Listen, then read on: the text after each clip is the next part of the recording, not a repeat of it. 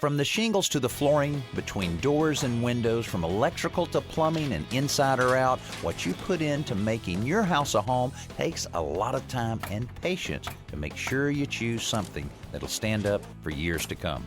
I wanted to take a practical approach to this by transforming this classic American Tudor called the Kuppersmith project into a family-friendly home with an emphasis on energy efficiency. That means from start to finish, I need to deal with products and materials that are made to last, and that's exactly what I put in to the Kuppersmith project. While the work outside the Kuppersmith project has been going fast and furious, it's been a little slow inside because the stain on the wood floors had to dry.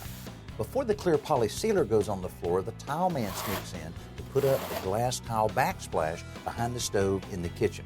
This had to be done before Mark can install his cool contemporary brawn vent hood.